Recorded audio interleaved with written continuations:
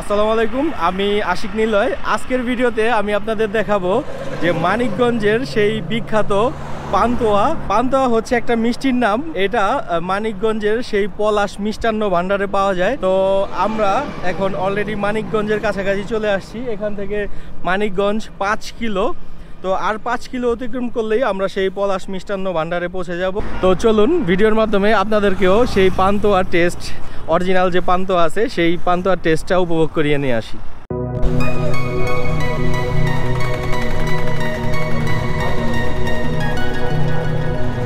আমরা Google map ধরে এই যে প্রায় পলাশ মিষ্টান্ন ভান্ডারের কাছাকাছি চলে আসছি।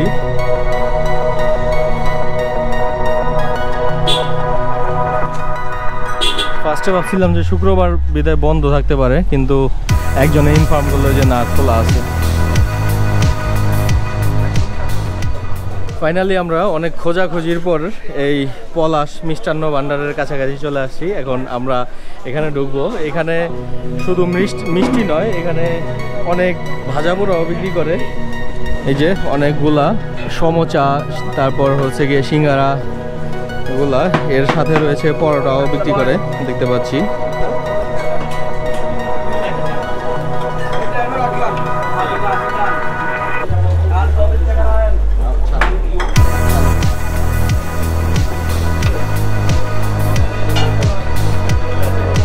এখন আমরা ট্রাই করতে যাচ্ছি সেই বিখ্যাত পলাশের পান্তুয়া।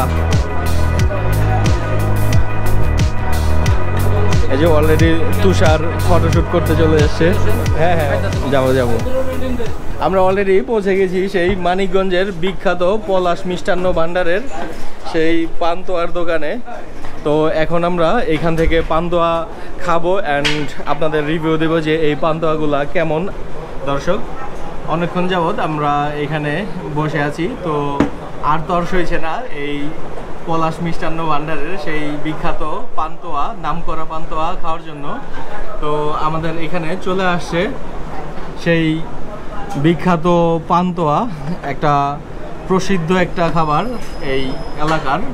তো এই খাবারটা আমি এখন ট্রাই করে দেখবো যে এটা টেস্ট কেমন। বিসমিল্লাহির রহমানির রহিম।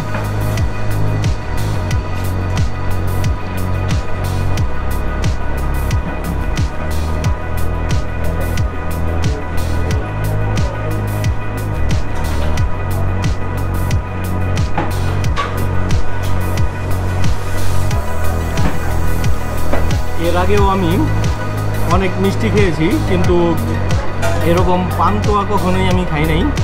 কিন্তু আসলেই এটা একটা ভিন্ন একটা স্বাদ, অসাধারণ লেগেছে আমার কাছে এই পান্তুয়াটা। যারা মিষ্টি পছন্দ করে তাদের জন্য অনেক একটা বেস্ট একটা খাবার হবে এই পান্তুয়া।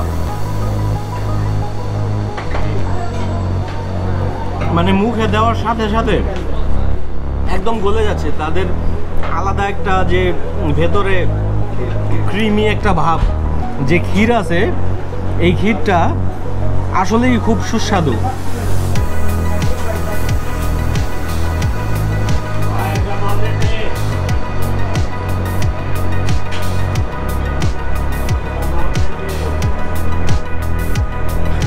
এখন আমার কাছে মনে হচ্ছে যে আসলেই এই খাবারটা এরকম ডিজার্ভ করে, এরকম এত একটা নাম করা যে প্রসিদ্ধ খাবার এখানে সেই মানিকগঞ্জের।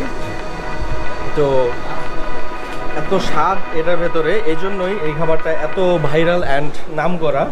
বিভিন্ন টিভি নিউজেও আমি এই খাবারের সুনাম করতে দেখেছি।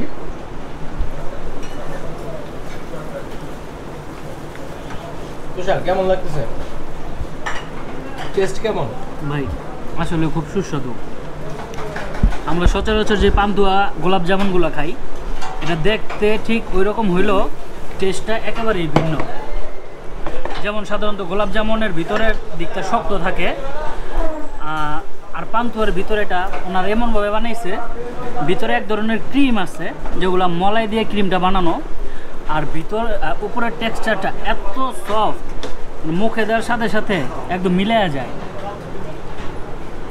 আর টেস্টটা একদম অসাধারণ।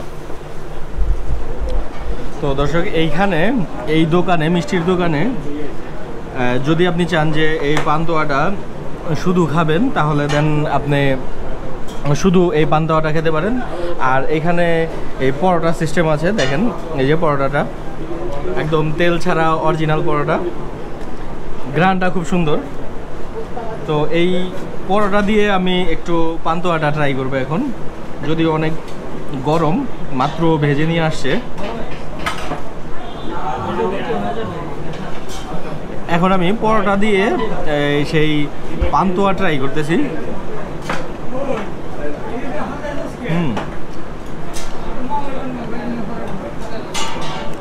খালি যে একটা মিষ্টি মিষ্টি ভাব আছে, আর এই পরোটা দিয়ে যদি ট্রাই করেন তাহলে আরও বেশি ভালো লাগে।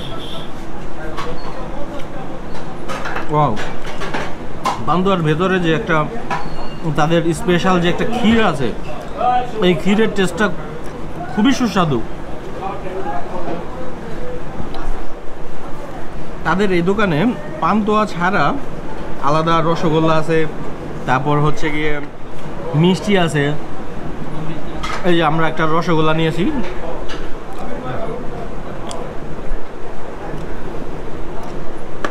পান্তুয়া খেতে এসে তাদের এই রসগোল্লারও লোভ সামলাতে পারিনি, কারণ একটু মিষ্টি পছন্দ করি, এই কারণে।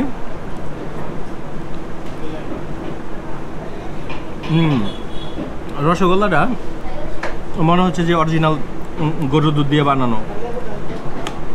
আসলে আমরা যে ঢাকার অঞ্চলের মিষ্টিগুলা খাই তারা সব প্যাকেটের দুধ ইউজ করে, আর মানিকগঞ্জে একটা কৃষি প্রধান এলাকা মানিকগঞ্জ, তো কৃষি প্রধান এলাকায় তাদের এইখানে গাভীর দুধ, অরিজিনাল গরুর দুধের কোনো সমস্যা হয় না। তারা এরকম অরিজিনাল গরুর দুধ ইউজ করে এরকম মিষ্টি, পান্তুয়া, দেন আরও যে ছানা মিষ্টি আছে এগুলা বানায়। আপনারা চাইলেই একদিন তাদের এইরকম মজাদার খাবার এসে টেস্ট করে যেতে পারেন।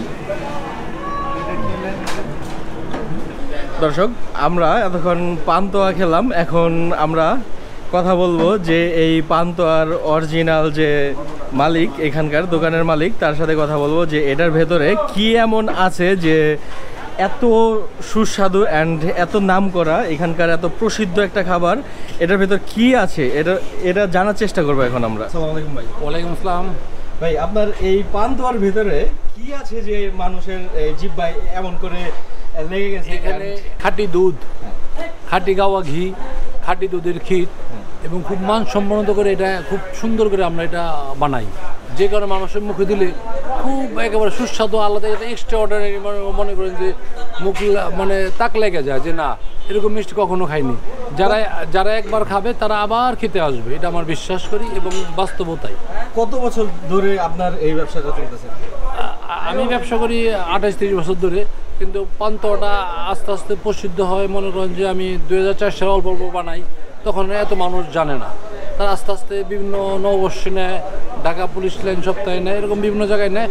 কিন্তু এই 2021 সালের যে মনে হলো এটা এই সারাদিন সুমন ফেসবুকে সারা বাংলাদেশ ব্যাপী জেনে গেছে। আগেও মানে তুমি আগে সারা বাংলাদেশ ব্যাপী মানুষ জানতো না, যারা আসতো খাইতো তারা জানতো। আর এখন যেমন সব জায়গার লোক আসে, সারা বাংলাদেশের লোক, এই কুমিল্লা, সিলেট, ঢাকা, চট্টগ্রাম, আপনি বান্দরবান থেকে লোক এসে আমার এখানে খাইয়ে গেছে, এবং বাইরে দেশে, সব দেশে, জেলায়, বাইরে বহু দেশে গেছে, অস্ট্রেলিয়া, কানাডা, আপনি এশিয়া, মালয়েশিয়া, সিঙ্গাপুর, আপনার লন্ডনেও গেছে। এরকম যারা ঢাকায় থেকে বাইরে যায় তারা আমার এই 2 KG, 3 KG, 4 KG, 5 KG pantua নিয়ে যায়। এইভাবে যে পান্তুয়া বানানো যায়, এটার রেসিপিটা আপনার কিভাবে মাথায় আসলো?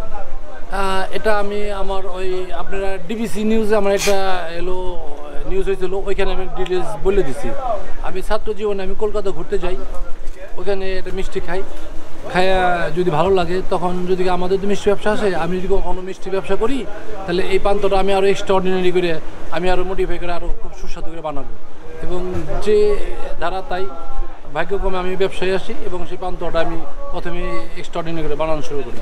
আস্তে আস্তে এটা আলোড়ন সৃষ্টি করে এবং প্রসারিত হয় সারা বাংলাদেশ, সারা বিশ্বব্যাপী।